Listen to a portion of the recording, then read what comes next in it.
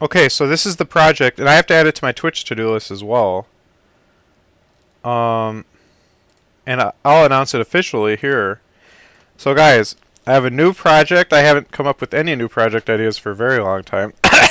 So anyways, I'm going to convert my car into an electric hybrid so that it can drive on solar, um, or it could plug into the house's electric to recharge, but it will have solar panel in addition. So when it's sitting outside, it can be charging little by little, and that would just save some money. I mean, that's optional. Or like if you're on a road trip, the solar could be recharging throughout the day as you're driving, and then that might give you an extra 15 minutes of hybrid. Plus, it could have regenerative power through the braking system. I might come up with something for that too, but that's very much secondary. The primary way will be um, when you're driving, the alternator charges your car's battery. Once my car's battery is done, I guess the alternator just continues spinning, but it's not really charging anything. So I can tap into that to start charging the batteries of the solar system. I mean, not the solar system, of the electrical batteries for the electric car motor. Um, they already do this. They can convert, like Ford pickup trucks. There's a company that does it. They convert Ford pickup trucks into hybrids, just stock trucks. And so now that I know it can be done, I'm like, shoot, I definitely got to do that to bring my car into the 21st century. And then while I'm at it, I'm gonna make my car self-driving. So it will have self-driving primarily for the purpose of safety. So let's say I'm not paying attention and the car detects that I fell asleep. It would take over, put on my emergency hazards, begin slowly braking, and make its way to the side of the road. That's just like basic. Every car should have that automatically, like even right now. Like, duh. Or if somebody's clearly, if I haven't looked at the road, if I'm distracted for like 6 seconds, it's going to take over because it's going to detect for an unsafe amount of time I have not been paying attention. And then, and these are just basic. Or if it detects that I'm fast approaching another car that's stopped, it will begin braking in order to preemptively stop me from a car accident. It will step in, seeing that I'm clearly not being competent. So it's more of like a self-driving companion paying attention to the road to fill in slots where you might have screwed up. So it's like an aid more. But it will have full autonomous mode, which is illegal, which I won't tell anyone about if I were to choose to use it. But even people that do have that, like generally, people are over trusting of that, and it's still a new technology, and you're technically supposed to only use it for like no more than 20 seconds and only in certain circumstances and stuff like that. So if I create my own I have to keep that a secret. But I'll just tell you guys like the obvious, not non-illegal, just like safety aspects of my upgrades to my car. But yeah, so let me add that to the to list right now. Um, so that's gonna happen. Everything that goes on the to-do list happens, so that's gonna be an exciting project for us to all engage in. I can't wait. No, I don't want to buy a Tesla because I can build a car better than a Tesla, and I've already put a lot of time and effort into my existing car, and I believe in the nostalgic relationship between a man and his car, especially one that he works on himself. And so making my old car into something amazing and as advanced as a Tesla is kind of the goal here, or more advanced than a Tesla, in fact. More like a Tesla 30 years from now. It's going to be like that.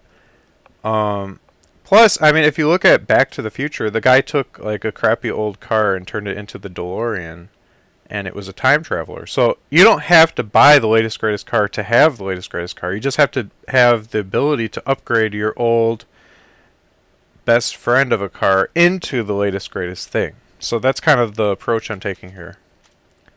So I'm excited, man. We got all kinds of new projects going out. This is oh man. My life just keeps getting better and better.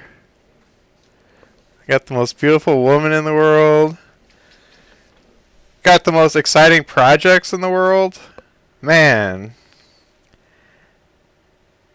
And you guys can have all of this too. You just have to move in with your dad and start building robots, and then everything will just flow out from that. Um, I would use solar to recharge my car as just like a little bonus thing. Between solar is a way to recharge the electric portion of the car. You know, it's free, you know. You're already going to be getting sunlight hitting the car, might as well harness that, right? So that's just a opportunity you can take. You're out driving on a road trip, you're going to spend countless hours driving in the sun. Why not harness some of that? Nuclear is not a technology that I think you can. No, in fact, it's not for sure a technology you can use in a car. No way. It's too big. I don't think you could scale it down like that. And also, that would be extremely dangerous to be driving basically a nuclear warhead then if you had a nuclear car.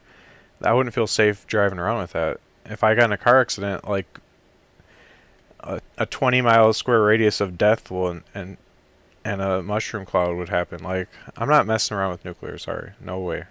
Even if I did think I could control the radiation and make it somehow safe, I just don't think that belongs on the roads. And then regenerative braking would be another possibility where every time you brake, you're able to harness that energy. Basically by putting like an alternator somehow into your braking system, and then it would like slow down your wheels, harnessing the momentum of the turning of the wheels, converting that into electricity, and then charging your batteries that way. So each time you brake, you could charge your batteries. And that's an existing technology. I've seen a YouTube video about that. So I might actually create something like that to further tap in. And then, like I said, an alternator for a car charges your car's battery. I imagine once the battery is topped off, the alternator is just spinning there, not really doing anything. So for that, I could create a system where after it's done fully charging the car's battery, it would then move on to begin charging the batteries of the batteries that are in control of powering your electric engine. What surprises me about this is that there's room in a car for the batteries that run your electric engine and drivetrain. I guess you'd have two drivetrains. And also it surprises me that there's room for a substantial electric engine, or I guess we could call it a motor. I'm surprised there's room for all this, but it's being done to Ford trucks. Like, there's a company that's doing this, so I know it's possible. Without having a car designed from the ground up to be a hybrid, you can do hybrid conversions. The fact that it's possible is all I needed to know. I was thinking, man, it'd be so cool to have a hybrid, but I don't think I'll ever be able to have that. But maybe someday I'll convert my car to full-blown electric car. But to me, it sounds more practical to make a hybrid, because then you're not relying on these Tesla power stations to recharge your car on a road trip and stuff like that. And I pretty much mainly use my car for road trips, like long distance, hundreds of miles long road trips. So the fact that Teslas are only really designed to be like 30-mile drives, and then you have to find these special charging stations otherwise, I don't like that at all. Like, I'd get stranded, I'm sure of it. So a hybrid's perfect, because then you're dealing with gas and you're dealing with saving money by tapping into free electricity on the way. And who knows, with that money saved, you could probably stay at a hotel on a road trip. Let's say it saves you $100 on a real long road trip, a 600-mile trip, a big long weekend kayaking. Well, if we stay at a hotel, I could probably charge the car while we're at the hotel. I was thinking plug it into the hotel's outdoor extension, like run an extension cord to my car to the hotel, but I don't think they would allow that, so never mind that idea. But that, I mean, hotels should have that, and someday they might have that.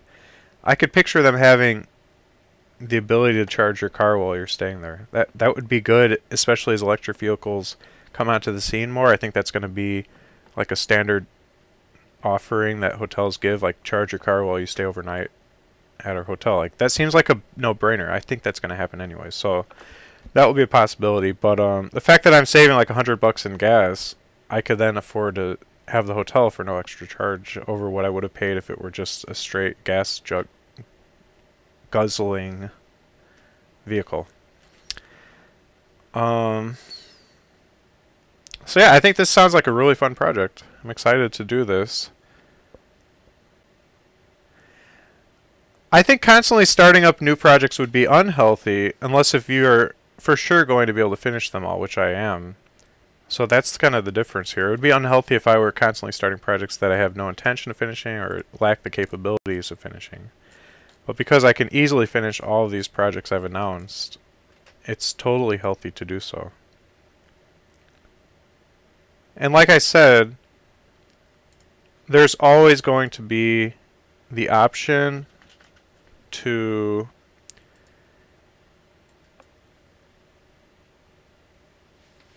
have employees, my future children, my wife, etc. do these projects for me. And my wife looks really cute when she does projects for me, so that's a bonus.